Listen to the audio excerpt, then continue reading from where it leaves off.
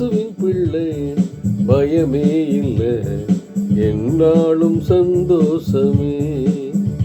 நான் இயேசுவின் பிள்ளை, பயமே இல்லை, என்னாலும் சந்தோஷமே.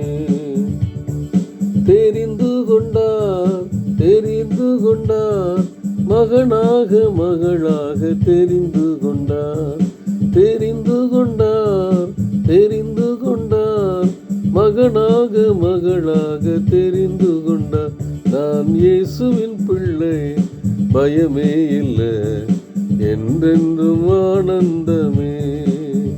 நான் இயேசுவின் பிள்ளை, பயமே இல்லை, என்னாலும் சந்தோஷமே.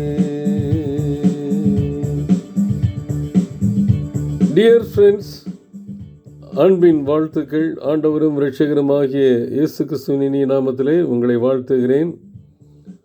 மாறிடும் உலகிலே மாறாதவராகிய இயேசு கிறிஸ்துவை நாம் நம்பி அவரை பின்பற்றுவோம். அவராலே தெரிந்து கொள்ளப்பட்டிருக்கிறோம் என்கிற அடையாளத்தோடு பயமின்றி வாழ்வதற்கு கர்த்தர் இன்றைக்கும் நமக்கு உதவி செய்வாராக. அரசியல் மாற்றங்கள், சமுதாயத்தில் நிகழ்வுகிற மாற்றங்கள், நம்பினோர் மாறுதல் அடைகின்ற காரியங்கள், இவைகளெல்லாம் ஆச்சரியமாக இருக்கும். ஆனாலும் எவைகள் மாறினாலும் மாறாதவராகிய நம்முடைய ஆண்டவர் இயேசு கிறிஸ்து நம்மோடு கூட இருக்கிறார். நம் பயம் நீக்கிறவராக இருக்கிறார். அல்லேலூயா. 2 கொரிந்தியர் 10ஆம் அதிகாரத்திலே 8வது வசனத்தில் சொல்லுகிறார், உங்களை நிர்மூலமாக்குகிறதற்கு அல்ல, உங்களை ஊன்ற கட்டுகிறதற்கு கர்த்தர் எங்களுக்கு அதிகாரத்தை கொடுத்திருக்கிறார்.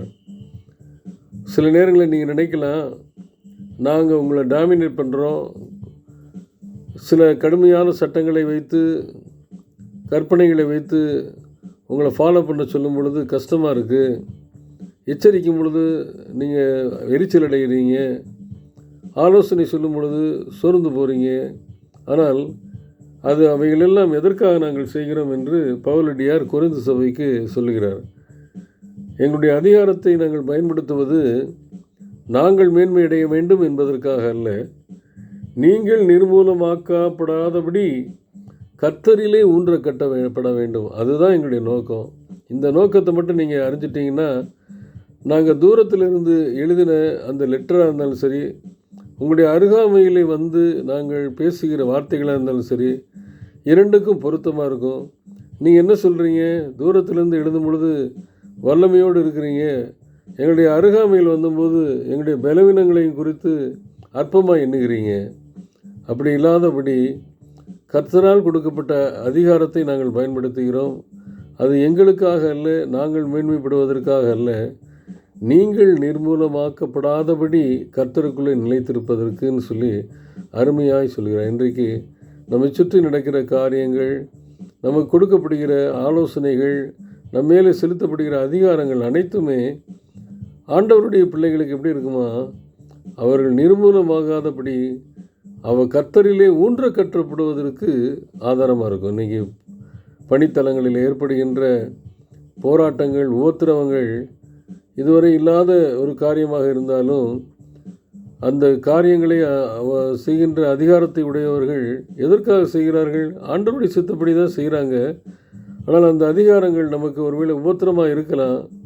ஆனால் அது எதற்காக என்றால், கர்த்தரிலே ஊன்ற கட்டப்படுவதற்காக மட்டுமே தான் அவளையே நிர்மூலமாக்கப்படுவதற்காக அல்ல என்பதை உணர்ந்து ஆண்டவர்களை இன்னும் நாம் சார்ந்து வாழ்வோம், ஊன்ற கட்டப்படுவோம், அதிகாரங்களுக்கும் நம்மை ஆட்சியாளர்களுக்கும் பயந்து நடப்போம், கட்டளைகளுக்கு கீழ்ப்படிவோம். நம் ராஜாதி ராஜன் நம்மை ஊன்ற கட்டுவார், ஒரு நாளும் நம்மை உதறி தள்ள மாட்டார். அவர் செய்வதெல்லாம் நாம் நிர்மூலமாகாதபடி அவரிலே ஊன்ற கட்டி அவர் வைத்திருக்கிற ஆயத்தப்படுத்தியிருக்கிற நித்தியத்துக்குள்ளே நுழைவதற்கு தகுதிப்படுத்துகிற காரியம்தாங்கிறத உணர்வோம். பாடுகள், மாற்றங்கள், நாம் நினைத்தது நடக்கலை, தோல்விகள், இவைகளெல்லாம் கடந்து வரும் பொழுதெல்லாம் ஆண்டவருக்கு எனக்கு மேலே அதிகாரம் செலுத்துகிறார், எல்லா மனிதர்களுக்கு மேலே அதிகாரம் செலுத்துகிறார், அவர் என்னை ஊன்ற கட்டி கொண்டிருக்கிறார் என்ற விசுவாசத்தோடு ஆன்மீக வாழ்க்கையிலே இன்னும் வளருவோம். கர்த்தருக்கு முதலிடம் கொடுப்போம். கர்த்தர் தாமே நம்மை சரியான பாதையிலே நடத்துவாராக. ஆமேன்.